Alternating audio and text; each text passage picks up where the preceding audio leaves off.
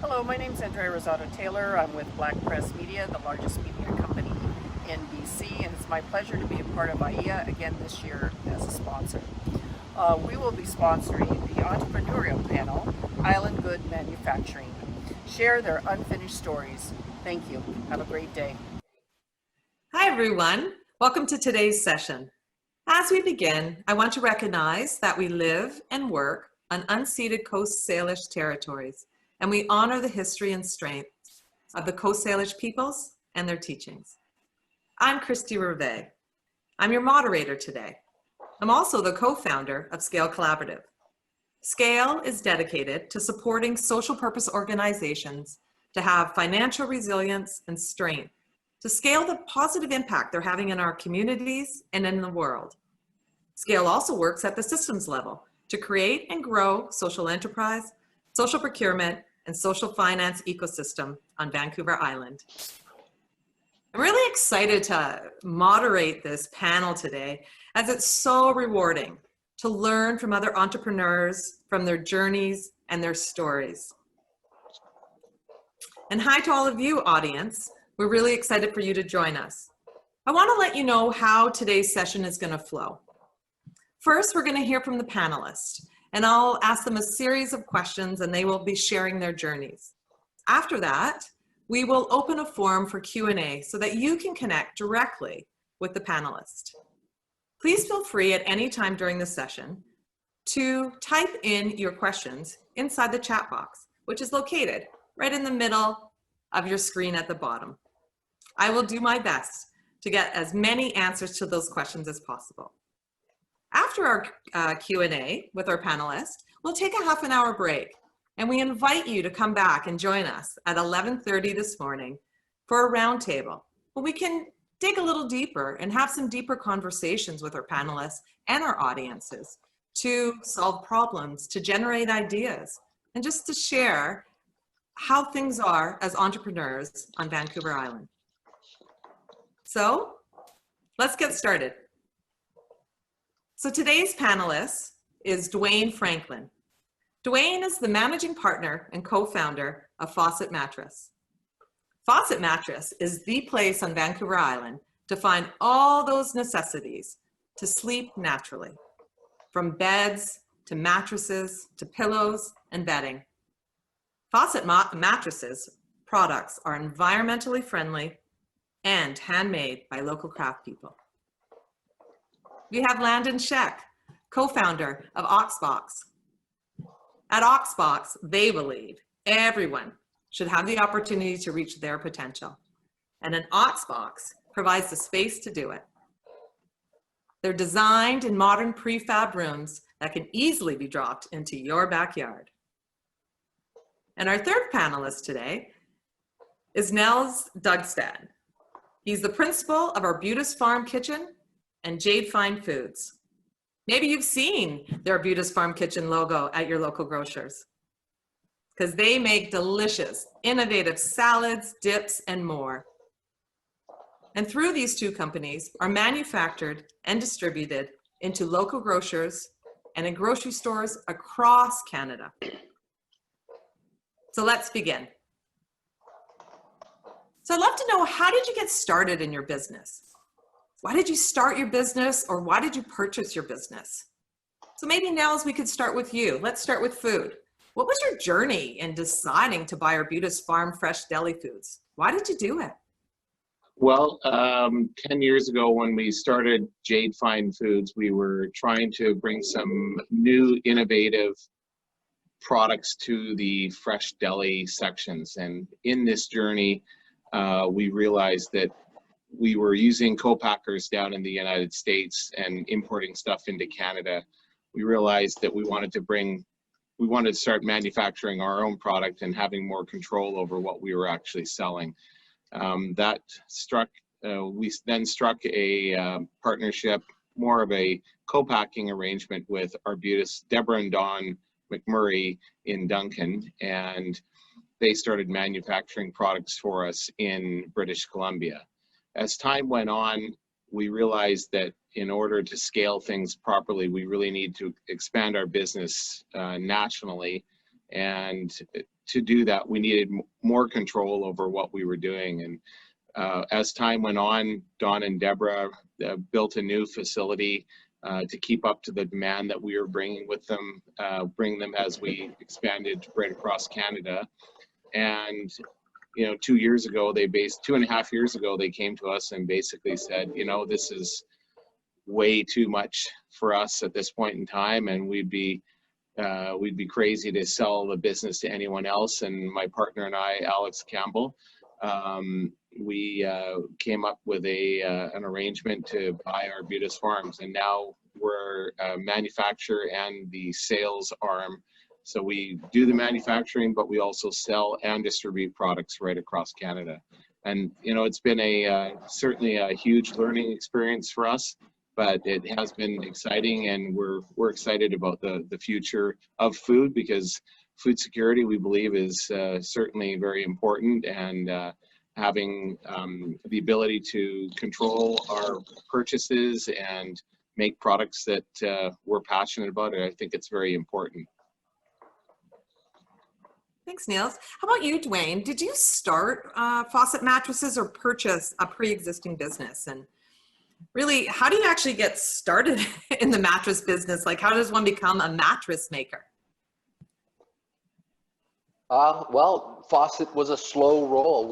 I've been a mattress maker for a long time, working in other businesses. I had a smaller business before this that was focused on commercial mattress manufacturing, and my partner and I, Ross Taylor, we knew we wanted to do something together that was embracing natural, earth-based, renewable, sustainable components.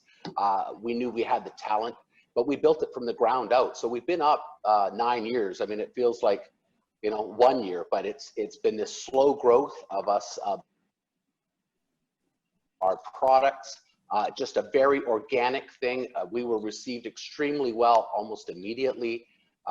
Clearly, there are a lot of challenges to building and manufacturing of Vancouver Island, but the world is a smaller place now. Logistics are, not as much of a challenge as they were a decade ago.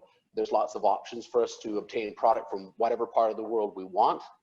So we're just little creative forces over here. We're always looking to improve our product, to make it more comfortable, to make it more approachable, and certainly to make it more earth-friendly, non-off-gassing, all the things that are organic. These are all key phrases that we use in our business every day. So it's been a slow roll, and I'm a passionate mattress guy, and I have been for 35 years, and I feel like we're kind of where I've always wanted to be now with Fawcett. So That's excellent. Thank you. So the newest on the business horizon would be Landon. You're still in that, a bit in that startup phase. In January, Oxbox will be 3 years. Is that correct? Yes, it is. Yeah. 3 years old. Yeah. Interesting. So I'd love to widen a little bit about your journey. Was there a moment for you that Oxbox sort of shifted from like, oh, here's an idea to here's a business? Yeah, sure. For me personally, there's a co-founder involved, my friend, longtime friend, Morgan Sieber. We started early 2018. We kind of had the idea just to build something and put it on the side of the road with a for sale sign, and it was really just an idea. It was a concept. And for me personally, the moment that shift happened was, when I was doing a site assessment for someone. We'd done a few buildings like custom for friends and stuff. And then someone was like, well, do we write a check for the deposit? And it caught me so off guard. I said, yes, grabbed the check and just, got out of there, and forgot to do half the site assessment. And, but that was the moment where I was like, wow, there's someone out there willing to pay for the thing we labored so hard to create. It was over a year from the idea being conceived to when that happened. So that was when the shift happened for me. It was no longer an idea. This actually had some legs. I know it was one sale, but it was enough to fuel us for another 4 or 5 months and keep us going. So that's when the shift happened for me. Yeah, and it's really amazing when you have that moment of realizing there's a demand for your product onto the market. Yes, even if it's one, if it's one sale, it's a good start. We'll take it. So you're 3 years in now, or coming up to 3 years in. Is this where you sort of envision you'd be, or are things different, or what are your sort of thoughts about coming up to your 3rd birthday? Yeah, we're actually surprisingly right on track, and if the next kind of quarter goes as planned, we'll be a little bit ahead of schedule, which is exciting. We're shifting our focus now into actual dwelling units, and we're about to launch 2 new products to the market. So by the end of the year, we'll have 4 products that cover the spectrum of what people would need in terms of microstructures, and including a dwelling unit.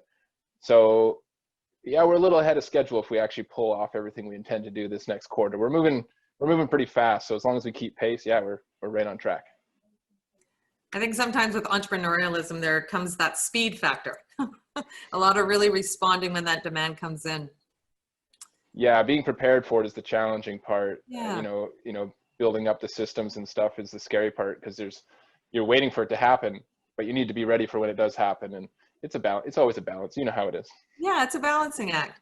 So Nels, you've been in the business a lot longer, and your business is at a place of maturity where you're actually scaling quite significantly. You're in every province in Canada now, is that correct? We are now, and that we just moved into Quebec last year, just before COVID hit, and then we got out of Quebec because what we sell, our products end up in the fresh deli cases, and all deli cases were closed in March this year for a number of months. Quebec has just reopened again. I'm pretty certain that will probably change, seeing what's happening in Quebec with COVID. So we are scaled to sell right across Canada, and that's not without its challenges, but for sure, distribution is a big part of what we do, is how we get things made, with short lead time, short shelf life, and shipped off the island.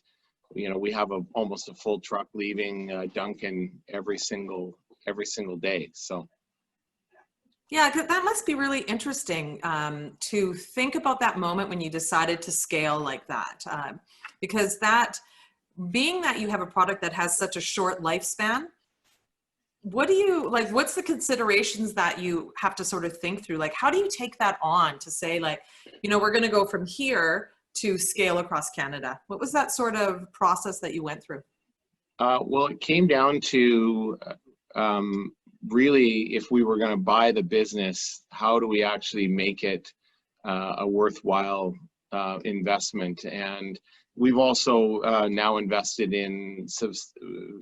substantially in automation to help with the labor in our facility to make things that normally would have a hand touch to them, that actually now are being automated, because we believe that there's going to be labor shortages wherever we are, and and we're trying to use natural products as preservatives, trying to get away from preservative products in the food because of everyone being a lot more concerned about what they're putting into their body. So excellent.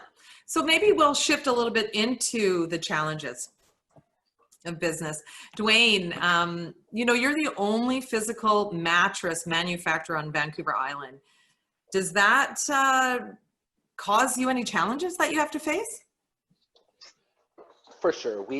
Our primary medium with what we do with our mattresses is our natural botanical latex rubber. So we've sourced what we feel is the best product we can find on the planet, and that's a Netherlands-based, it's a Dutch latex company called VIEA. So we bring in, it turned out that originally we were bringing our supply in from America, and just some of the changes down there, I won't specify anything political.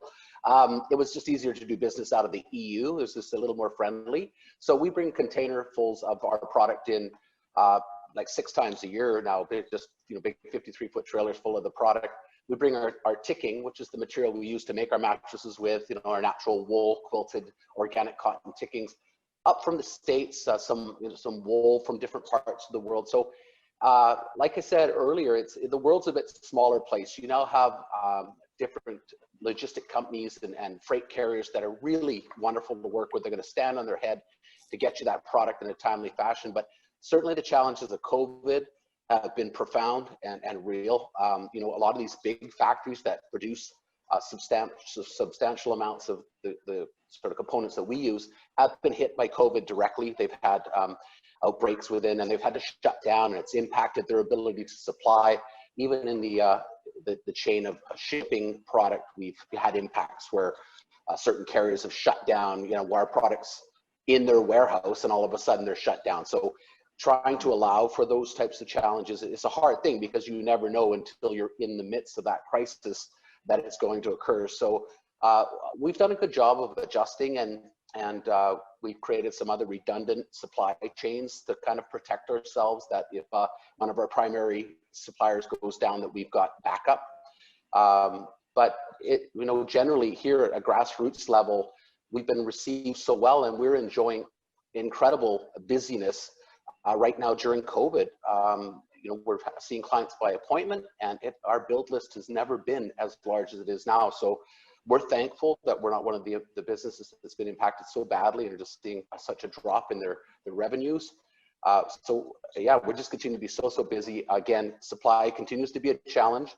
It's a bit of a wildfire down stateside, and every day I talk to my suppliers down there, and they're like, yeah, we just, you know, it's bad.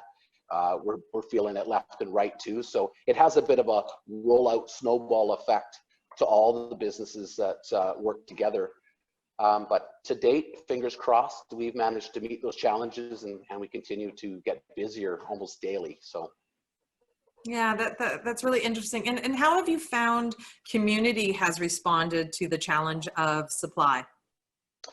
I mean, if you're talking about a consumer base, or you're speaking of Yeah. actual, yeah, I mean, we try not to let them see us sweat.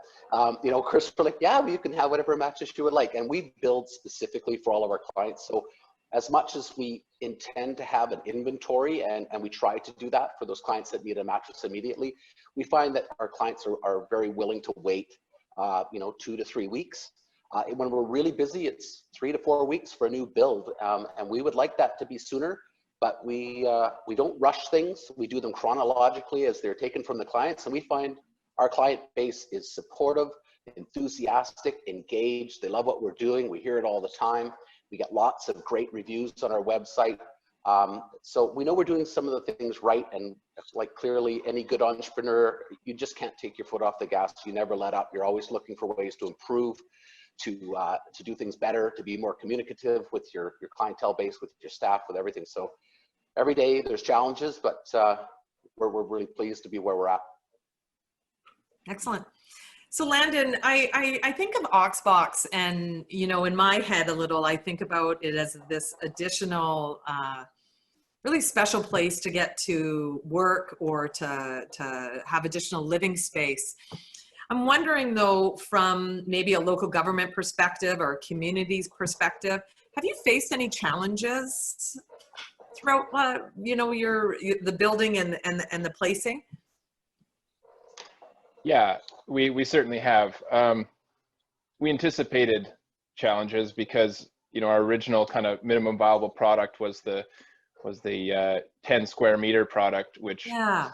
in a lot of places it's a bit of a gray area for them, for municipalities, I should say, in their literature. And so we were toying with that and recognized that it would probably be best just to be, you know, super transparent with them. So we did a bit of a tour of Vancouver Island and chatted to, you know, maybe half a dozen municipalities, set up meetings with them and just walked through the product so they understood what it was. And you know, it was about half and half. Half were very excited and receptive to it. The other half not so much. And so what ended up happening is, you know, there's certain municipalities that we target more than others for that reason. Just because it's a simpler transition into those areas with the product. But moving forward, you know, the way we'll get around that, we're going through the process of becoming CSA certified. So that designation will then give us credibility in most municipalities as a plant-built product under certain, you know, to meet a certain national code. So that's exciting for us because that eliminates some of that some of those bylaws and concerns, and we then go through the building permit process as a manufactured home. So that introduces the stigma around manufactured homes, but at least from a municipal perspective, there's a little more respect for the product, and it gives us some credibility. So as a consumer, do you help with that process of going through the municipality if any permits are needed, or how does that work? Yeah. Yeah, absolutely. We ask everybody right out of the gate, do you know for sure if you need a permit or not? And would you like help understanding that? And so we have, help in-house that will go through their specific bylaw requirements for their specific municipality. Obviously, there's hundreds of them within the area we're delivering to. So we look at them on a case-by-case basis, and sometimes it's a quick no. It's just, sorry, it's not going to work for you until we have that designation, or until you can always go apply for a permit, but you lose a lot of the efficiencies of what we're trying to do. So moving forward with our larger unit, you'll have no choice. You're getting a permit. The benefits are you can do it a long time ahead of schedule, maybe even before you have closed on the property or something, and then it's ready to go when you're ready to take possession of the property. So there's some exciting efficiencies there in this industry that I don't think have fully been taken advantage of. So we're excited to just have municipalities on board for that and show them what a beautiful manufactured home can actually be. And I imagine it must be helpful for a lot of buyers that are wanting to get into our Vancouver Island market that may not be able to, that want to come in at a lower price point. Yeah, absolutely. It's a funny thing. It's our product is fairly expensive by the square foot. But if you go kind of apples to apples, if you try to site build one of our products with the same quality materials, it would be a wash pretty close. But you have to go through that whole process. Whereas we just show up and in one day you've got your residence. You can move the furniture in an hour later. So it's super exciting. Just another option for people. No, nothing against the traditional methods, of course. It's just we're just presenting another exciting quality option for people. So it'd be hard to have this panel without really kind of digging in a little bit to the COVID-19 situation. Thanks, Duane, for sharing a bit around some of the challenges you've had. Love to hear from Nels, well, from all of you really, just around some challenges that you might have faced with COVID-19, or was there opportunities that you saw came out of COVID-19? Nels? Well, there's no question our business, we were down about 80% rate almost overnight. So significant layoffs at both at our main facility, or at our Jade Fine Foods, which is sales and distribution. And then our plant was not shuttered, but very close to being shuttered, a couple weeks after that. We had probably 6 or 8 weeks of some really rough weeks for sure. It's been very stressful for sure. And there's no question the feeling of the fall is not the greatest for my business at this point in time, but it has pushed me harder to get to where I was hoping to get within the next 3 and 5 years, which was creating a brand, getting that brand out there, customer friendly and retail ready. Right now, everything we do is not retail packaged and ready to go. And we're working very hard right now on automation, rebranding our place, because we really are a kitchen. And if you think of the name of Arbutus Farms Fresh Deli Foods, I kind of think of an old European deli, because that's what I think delis are. And really, delis aren't delis anymore. Delis are really home meal replacement in the grocery store, and that's really what we're trying to. We are trying to supply products for the retailers to give the consumers a better, easier replacement meal at home that's good for you, that is chef inspired, and has clean label and is just delicious food. I mean, who doesn't like a great meal, no matter what it is? Like, everyone loves to eat good food. I don't know very many people that don't like great food. But so right now we're working on the packaging of our products. So the pivot for us through COVID is as quick as we can, getting products that are customer friendly, that talk about our brand, our Beautis Farms Kitchen, and getting that on the shelves in, first of all, our local retailers, and trying to get that as a national brand. So Nels, do you think your experience of being an entrepreneur for so many years helped or hindered your ability to, you know, so many businesses, everyone was affected, and so many businesses have had to really think this through. Do you think that experience of being a business owner in itself has helped you be able to adapt and pivot and move quicker than you might have expected?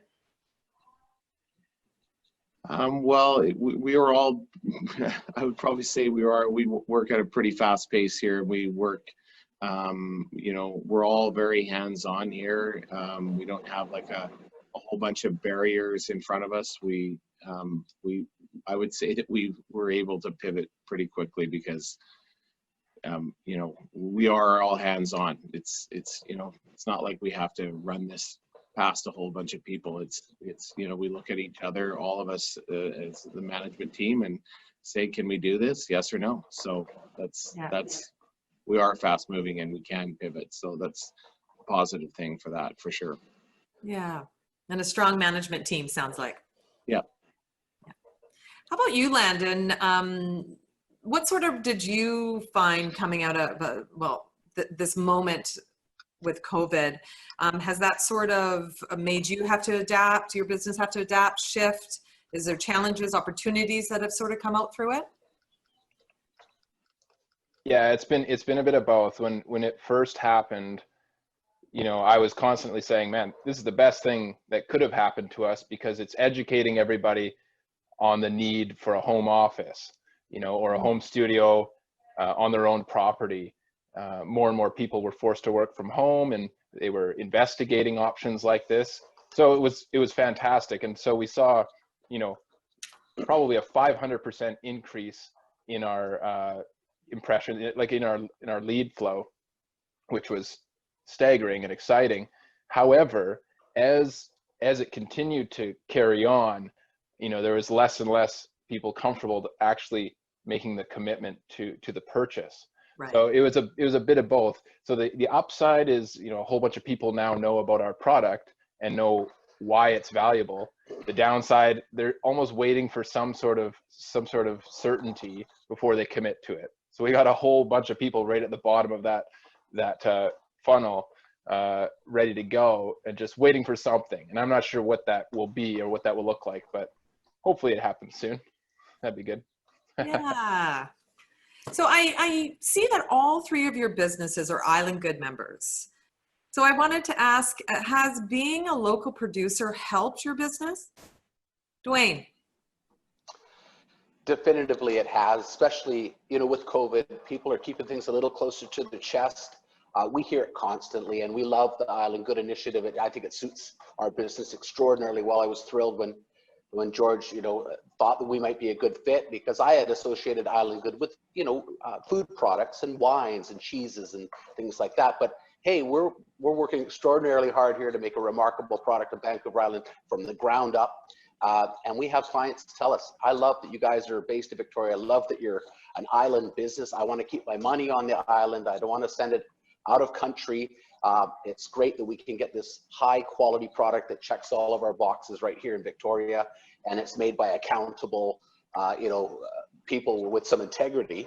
And so we've really been embraced, I think, by the island community, and it's just a great fit. The Island Good thing is just a perfect fit for what we do, and everybody on my staff, we're all proud island people. So we're expanding clearly into other markets. And certainly with COVID, we've seen our e-commerce just skyrocket. You know, a lot of consumers are preferring to buy online. I get that clearly, but our experience is a very organic one. We have an open kitchen concept, and people come in and see the mattresses being made, They really like that experience. They can see what's going into the products. They can meet our people, and that just adds to they love the whole experience at Fawcett. And it's primarily island-based consumers that we're seeing. You know, a lot of people from the mainland, when they come over, they put us on their route to see us because I've heard good things about us. But we're embracing the island, and the island's embracing us, and we're thankful for that. Well, for Landon or Nels, what's your thoughts? Is that being a local producer, does that bring some advantage? Well, Landon, are you or I? Both of us? Nels, why don't you start? Okay. Well, you know, I think the challenge right now is that, and you know, it's a really good point that Duane said. You know, you see a lot of the food products are kind of labeled with that island good. You know, I have to tell you, we haven't done a good enough job talking about the fact that we actually are a brand. We're sort of, Arbutus Farms has been sort of a mysterious co-packer that's just made a whole bunch of product for people, but haven't really talked enough about their products. And I'm trying to connect closer on all levels to even the farmers and stuff. So at this point, I believe that, you know, the consumers are gravitating to things that are island good, but as a company, Arbutus at this point in time hasn't done a good enough job making the connection. And that's, you know, that's why we're trying to get a lot more involved in that messaging, you know, through social media and through labeling and packaging and all that kind of stuff, and talking about what we do. So And I've talked to many different businesses and organizations, and it's really COVID at times provided that opportunity to sort of dig deeper into some of those spots, right? Like you were talking about earlier around packaging and logos and all of those different realms that you can kind of really dig a bit deeper in, because you can't, there's so many other places we're stopped. Yeah. So I suspect with that connection to Arbutus, we all know Vancouver Island. That's so strong for us. Yeah. Landon, how about for you? Have you seen being a local producer help your business yet, or is it too new to know that yet? It might be a bit new. I will say though, you know, without actually, I think we were a little early on trying to get attached to the Island Good brand. It was before they had kind of allowed out other than food producers in.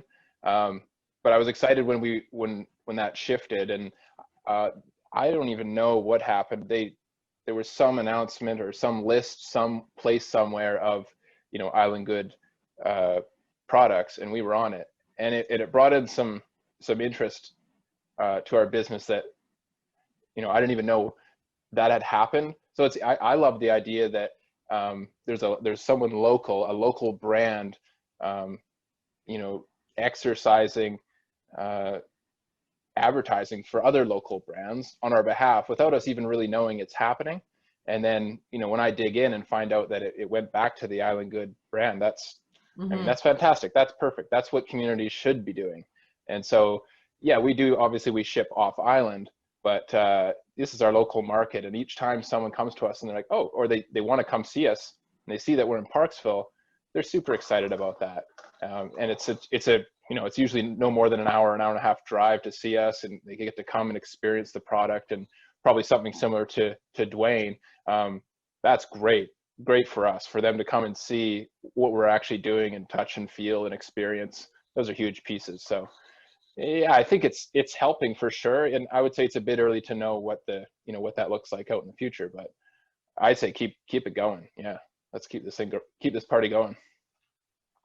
So if you've got some folks in our audience that are new entrepreneurs, what would be some advice that you'd offer from the lessons you've learned and your experience in hindsight?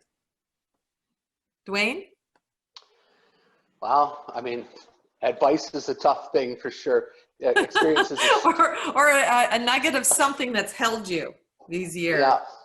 Well, I mean, I think a belief in your product, like if you truly, you have something special, exceptional, or unique. I don't think it has to be anything more grandiose than that. Just a real profound belief and passion about what you do. I mean, I'm told that all the time by my coworkers and our clients and my partners that, you know, I have a real passion for what I do. I think that's important. You can't lose what you loved about what brought you into your specific business or your specific product. I mean, you have to keep that tenacity. You know, being an entrepreneur is not for everybody. And I have no business schooling. I'm just a hardworking guy. And you know, you need to stay tough. You need to be real. You need to be present, and you need to be present with your staff. There's so many challenges in having a business, and every day your learning curve is rising. Your learning curve never straightens out. So I would say just keeping a good attitude, trying to hire people that complement your business, never being too proud to let others take the helm where they have strengths. These are all just, you know, common sense things that if you want to get ahead, you're going to have to learn to do. Everybody wants to keep that control, you know, tightly against their chest, and you've got to let people that have vision like yourself work for you and run with your vision as well, because they're going to get you ahead. So yeah, just stay strong. It's important. Kind of sounds like a pep talk. Like,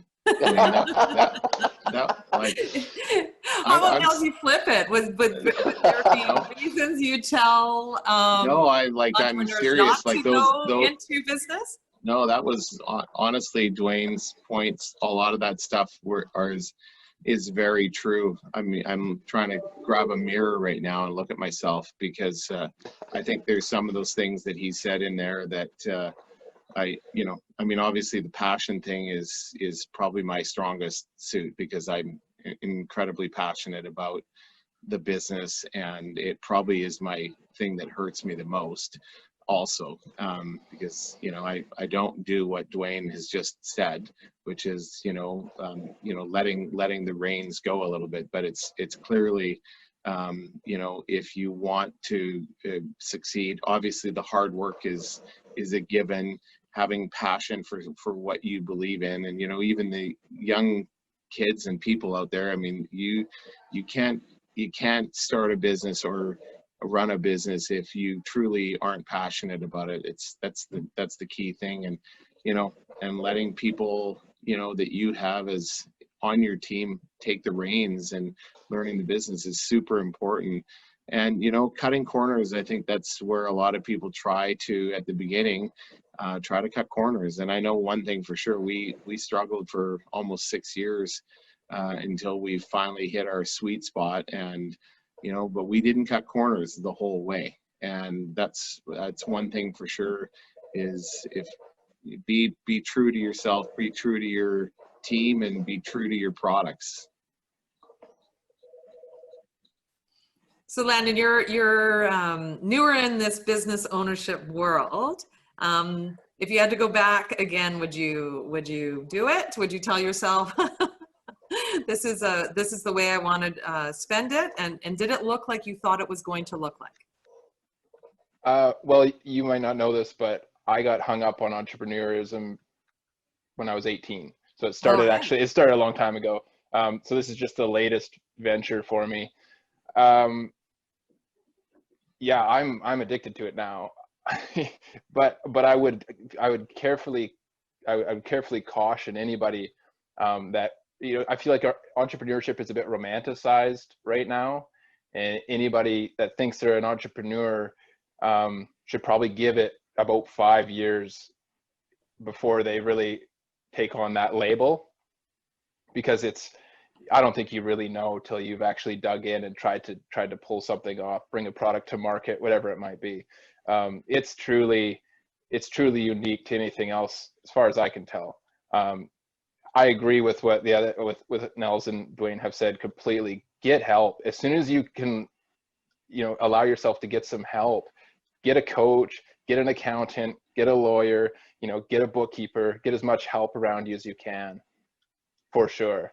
And then just have a go at it. You'll either love it or you won't. But not a lot of people, I think, will end up being like, I'm definitely an entrepreneur. It could be a beast. Yeah, and we often see early stage entrepreneurs, that challenge and tension between having the resources to put those people beside them, like accountants, bookkeepers, lawyers, and before they sort of have the resources in those first 6 years, 5, 6 years you're talking about now. So how, as a business owner, do you manage that tension between having the cash flow and also being able to not spend all your time in the busy work that potentially there's professionals that are better suited to do that work than you? Are you asking me? How about Duane? Well, yeah, we've embraced all those things because you have to, because I would say one of the most important things with starting any business is to have a business plan of sorts in place. And your business plan is like a will. You can edit it as you go. It's going to change as the dynamics of your business changes. So, yeah, you need to bring in a lawyer here and there. We're selling a retail product. We have to warranty that product. Things like how we word our warranty is very important. You don't do that stuff without careful consideration. Of course, having good bookkeepers, people that, we're an incorporated business. Tax laws under incorporation are extremely complex. You go crazy trying to figure them out yourself. So you leave that to the professionals to give you good, objective advice and information, so you can work on your business or in your business or whatever is more appropriate at the time. And we hear this all the time, that you're so busy working in your business, you're not working on your business. Yes, you're trying to facilitate future growth and keeping your product at a quality level that is your expectation, and you can scale up with your numbers. So there's challenges on the ground all the time. And again, it's about getting the right people in the right roles to complement the brand, because it's about the brand. It's not about the individual. It's about the product and the brand. And if the brand succeeds, everybody under the umbrella succeeds. So you've got to be fairly unselfish, but at the same time, you've got to be driven and focused on what it is you want to achieve. And I think when you talk clearly to people, lawyers and accountants and all the people that are going to come in and help your business, you can get where you want to be. But what you're going to find if you're starting a business is a lot of people are going to want a piece of your pie, and a lot of people are going to come to you telling you they can help you. And that comes in lots of different forms. So, you have to be cautious, you have to be clear-headed, and you have to know when something is good. So that's great. So it sounds like that balance between knowing when to use those resources for particular expertise, that you're not cutting corners, like Nell said, so that down the line it doesn't kind of bite you. Exactly. Or do a disservice for you. So we just got a few more minutes in our panel until we open it up to the Q&A with the audience. Is there any final thoughts that you'd want to share? Nels?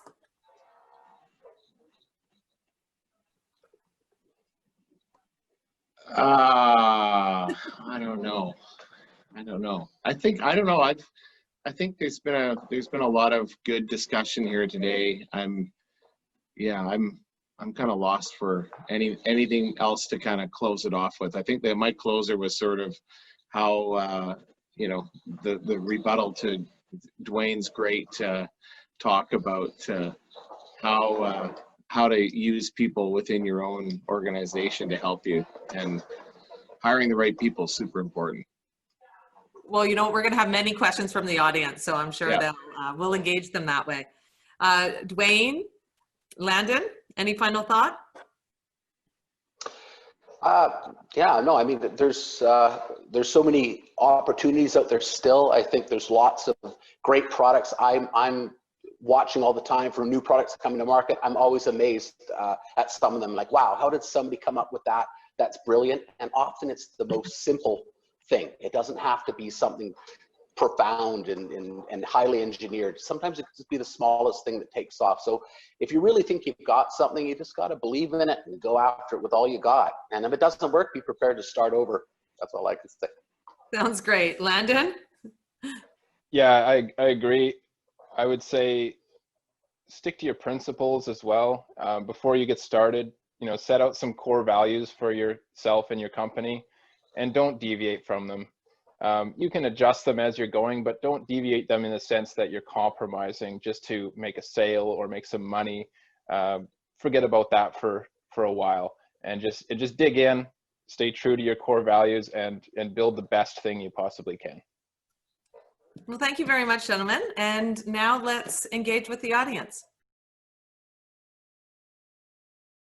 Hi, so for our first question coming from the audience, what is the biggest challenges for each of you here on the island? Some examples that's been thrown around is around manufacturing mattresses. Is that your biggest challenge? Distribution, quality partners, employees. What would you say your biggest challenge is operating on the island? I'll let everyone have a chance to answer that, please.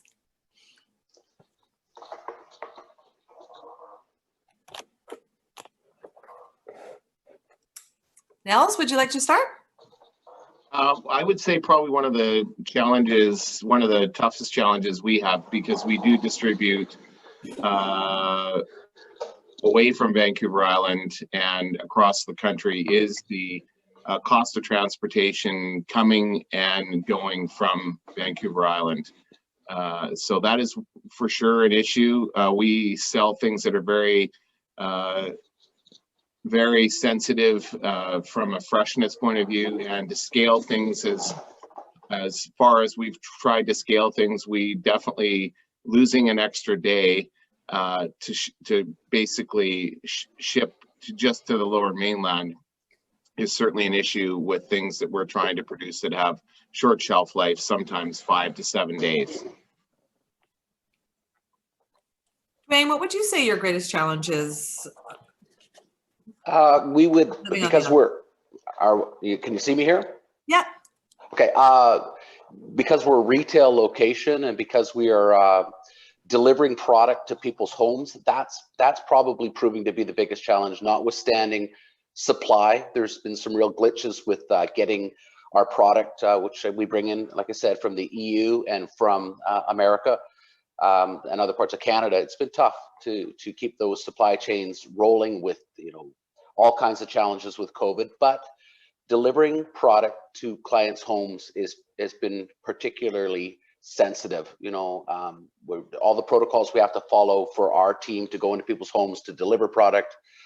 Clients want their old product removed. We're mattress makers. They clearly would prefer to have their old mattresses taken. That's a slippery slope under COVID protocols. So we're always, doing our best to manage how the movement of our product works and how we get into people's homes that isn't stressful to the client and isn't stressful to our staff. So just every day there's new little challenges in place, but so far, fingers crossed, we've done well with that. Landa, do you have any unique challenges being located on the island? Yeah, absolutely. We're You might need to turn up your volume a bit, please, Landon. I'll just move my mic closer. Is that better? A little, but you might need to talk a little bit louder. All right, will do. Yeah, we're shipping a giant building, on the ferries.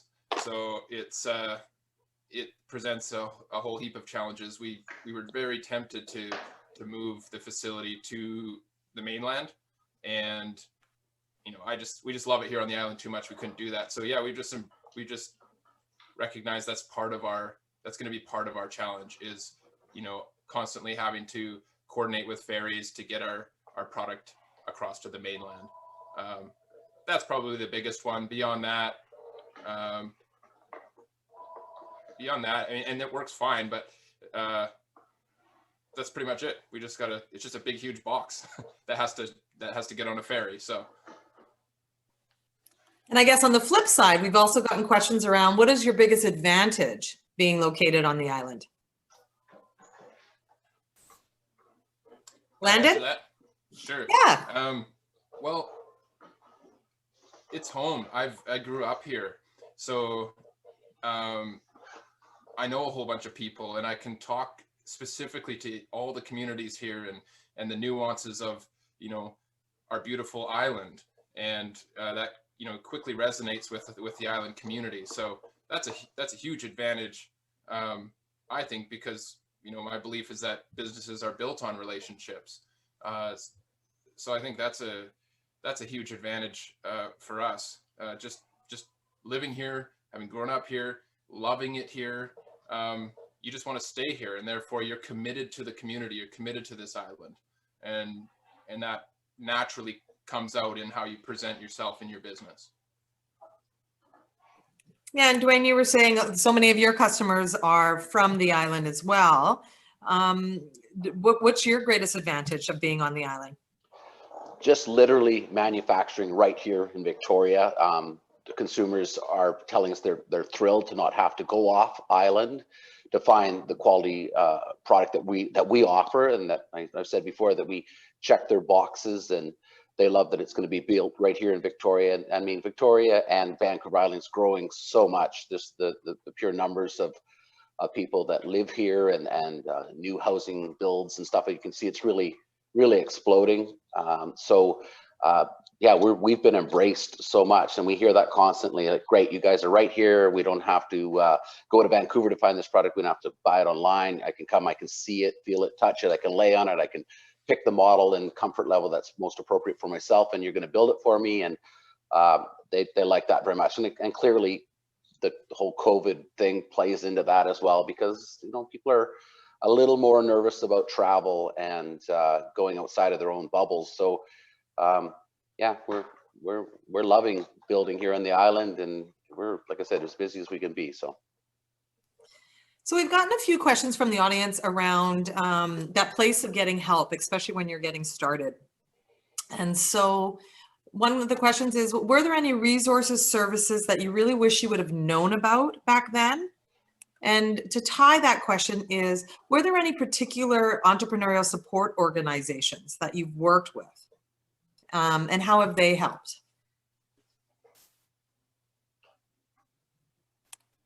So Duane, is there some resources and services you wish you would have known about back when you began?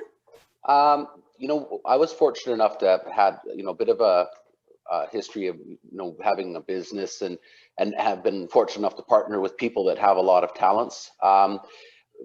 Just the grassroots stuff, like Landon was talking about, the lawyer and bookkeeper and those types of people that are boots on the ground.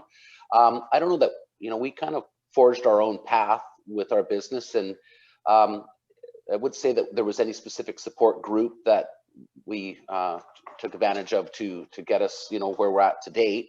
There are some good advocacy groups for businesses, and there's the chamber, and there's all kinds of networking devices available to entrepreneurs. There's business groups that get together, and you can bounce ideas off of each other, and that's always good. It's always good to speak to other business owners, because they have a keen sense of some of the challenges, especially under COVID, and it's great to hear what they're doing and see if there's any suggestions that they have that you might be able to implement yourself. So staying somewhat close to other business owners and keeping in touch with each other, and getting a sense of how they're managing in these tough times is as valuable as any support group out there, for sure. Nels, I wonder, have you or you or any of the panel utilized any of the programs or support, such as from Innovation Island, Community Futures, or other programs such as IRAP, or any sort of entrepreneur centers? Nothing like that at all. We haven't, and I would say we forged our own way, for sure, without a whole bunch of support. And I would probably say, moving forward, I can say right now with COVID and how we are retooling our business, we're looking at everything from social media help, local marketing companies, and we are looking right now to completely retool what we're doing, and we are looking for professional help to make that happen.